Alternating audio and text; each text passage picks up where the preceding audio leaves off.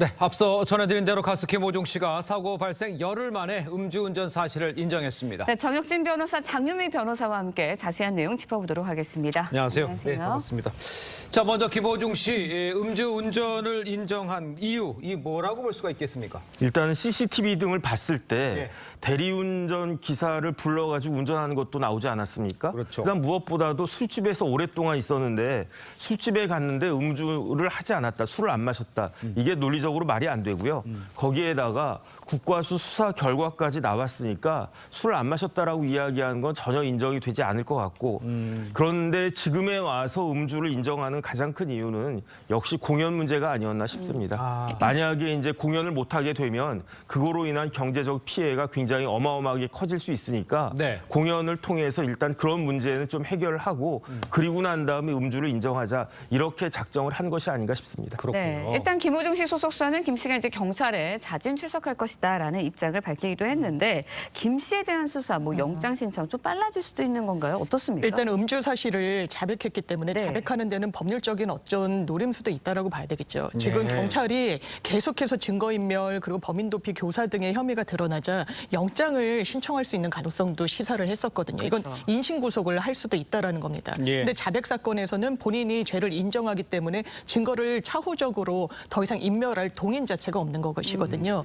그렇다면 영장을 신청할 가능성은 어쨌든 변호사의 조력을 받고 있는 과정이기 때문에 네. 그래서 자백을 한 게 아닌가라고 보이는 부분이 있고요. 네. 만약에 자백하지 않았으면 그때 동석했던 사람들과 술을 마시지 않았다라고 김호중 씨는 주장하고 있기 때문에 네. 실제로 그런지 여부를 추가로 수사할 수밖에 없었을 텐데 그 수사와 관련해서는 별도로 진행할 이런 여지는 좀 낮아진 것 같습니다. 그러니까요. 예.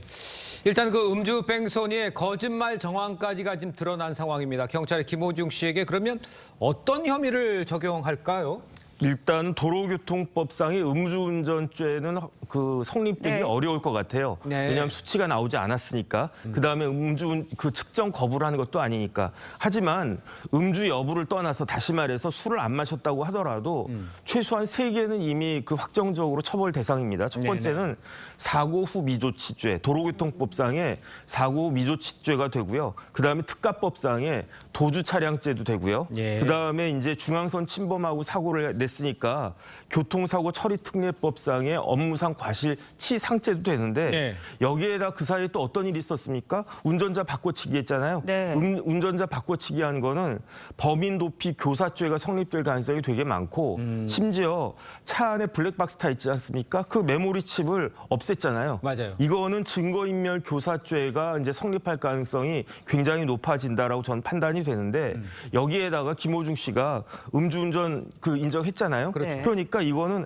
다시 또 특가법으로 가가지고 위험운전 치상죄, 음주운전 치상죄까지 성립이 되니까 제가 봤을 때 뭐 한 6, 7개 정도의 그 혐의로 처벌을 받지 않을까 저는 그런 생각이 듭니다. 그렇군요. 굉장히 복잡해지는 상황인데 이제 문제는 김호중 씨의 공연들은 어떻게 진행되냐 이거입니다. 사실 공연 티켓을 사신 분들이 있거든요. 그렇죠. 어떻게 그건 또 수수료를 환불을 받을 수 있는 건지 공연은 또 그냥 취소가 되는 건지 굉장히 관심이 쏠려요. 네, 일단 지난 주말에 공연은 강행을 했죠. 그렇죠. 그리고 이제 공연 강행을 위해서 사실 음주 사실을 은닉했던 거 아니냐라는 분석도 나오는데 예. 일단 다음 달 1, 2일 열리기로 했던 경북 김천. 경북 김천은 또 고향 아니겠습니까? 김호중 씨. 이곳에서 열리기로 했던 이 콘서트는 네. 일단 주최자에서 빠지는 방안 그리고 이 검토되고 있습니다. 사실상 그 공연에서 김호중 씨를 보기는 어려울 것 같고요. 네. 또 6월, 7월 서울에서 열릴 예정이었던 대단히 큰 공연이 있습니다. 여기에서도 공동 주최자로 이름을 올렸었지만 예. 빠질 가능성이 굉장히 높은 상황이고 특히 KBS가 주최하는 23일, 24일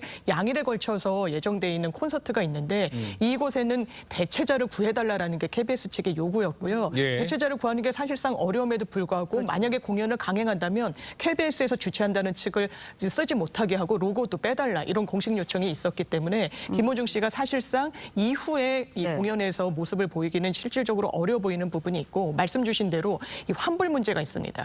지난 주말에 콘서트 같은 경우에는 내가 실망해서 가지 않겠다라고 하더라도 수수료를 환불받을 방법이 없었던 거예요. 예. 관객들로서는. 그런데 향후 그 김호중 씨의 무대에 서지 못함으로 인해서 환불 조치가 이루어진다면 그 부분에 대해서는 이게 수백억 원대에 달할 것이다라는 일부의 분석까지 나오는 상황입니다. 그러니까요. 공연이 계속 취소될 수도 있고 환불 조치가 계속 이루어져야 되는 상황이 될 것 같습니다.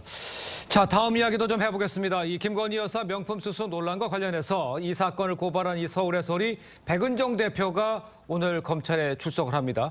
백 대표, 최재형 목사가 이 김 여사와 나는 이 카톡 대화 일부를 검찰에 제출하겠다. 인사청탁 여부가 여기서 확인이 될 가능성이 있습니까? 어떻게 봐야 될 겁니까? 일단은 카톡 내용이 뭐냐에 달려 있겠죠. 그렇겠죠. 만약에 그 카톡 내용에 따라서 예.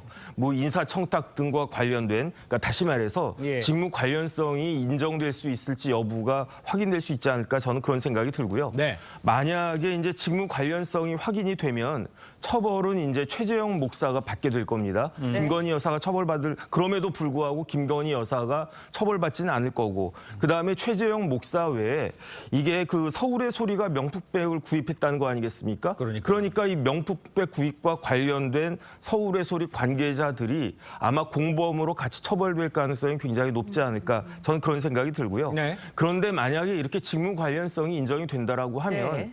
법적인 처벌 여부를 떠나서 김 여사에 대한 논란은 다시 한번 또 증폭될 가능성이 있지 않을까 저는 그런 생각도 듭니다. 그렇군요. 그런데 이제 카톡 대화 내용을 제출하는 걸 두고서는 네. 최 목사와 백 대표 사이에 좀 이견이 있습니다. 일단 제출을 한다는 거는 동의를 하지만 그 시점을 놓고 이견이 있는데 이게 받고 있는 혐의가 달라서인가요? 맞습니다. 두 사람이 법률적으로 처한 상황 자체가 다르기 때문인데요. 최 목사 같은 경우에는 직무 관련성이 인정되면 본인도 처벌을 받는 겁니다. 네. 그러니까 공직자의 배우자가 직무와 관련해서 금품 수수했을 때 그 배우자를 처벌하는 조항은 없지만 예. 그 금품을 준 사람을 네. 처벌을 받거든요. 그러면 직무 관련성이 입증되는 카카오톡 내용이나 뭔 청탁을 했다라는 이런 문자 메시지가 공개될 경우에는 본인이 처벌을 좀 감내해야 되는 부분이 있고요. 네. 거기에 반해서 서울의 소리 측 입장에서는 명예훼손으로 이게 고발이 들어간 거 아니겠습니까? 그럼 공익 차원이었고 대단히 구체적인 정황을 확보한 상황에서 이제 취재 명목으로 접근하지 않을 수 없었다 이런 주장을 하기 위해서 좀 빨리 제출할 필요가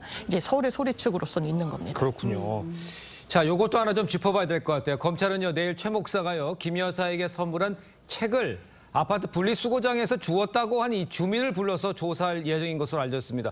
그러니까 주민이 주운 책들이 글쎄 이 사건에는 어떤 역할을 할 수 있나 이게 궁금해지는데요. 일단 뭐 책 자체가 문제가 되지는 않을 겁니다. 왜냐하면 책값이 뭐 그렇게 비싸진 않잖아요. 예. 거기에다가 최재형 목사가 이게 인터넷에도 이제 팔고 있던데 네네. 뭐 그런 자기가 쓴 책에다가 무슨 사인해가지고 줬다는 거 아니겠습니까? 예, 예. 물론 어떤 사람은 뭐 자기 책값이 1억 5천만 원이다 이렇게 주장했던 사람들도 있지만 이런 책과 관련해가지고 100만 원 넘는다 이렇게 이야기할 수는 없을 테니까. 네네. 하지만 이 책의 존재가 최재형 목사가 김 여사를 여러 번 만난 거 아니냐 그런 의혹을 나타내는 방증 정도는 될 수 있을 것 같고요. 하지만 어쨌든지 간에 최 목사와 김 여사가 만났다라고 하는 것이 예. 서울의 네. 소리에서 공개한 그 동영상 통해서 드러난 거기 때문에 이 책의 존재가 그렇게까지 큰 의미가 있나 저는 그런 생각은 듭니다. 그렇군요. 그런데 이런 예. 가운데 검찰의 중간 간부 인사가 이르면 이번 주에 뭐 공개될 것이다 이런 전망도 나오고 있습니다.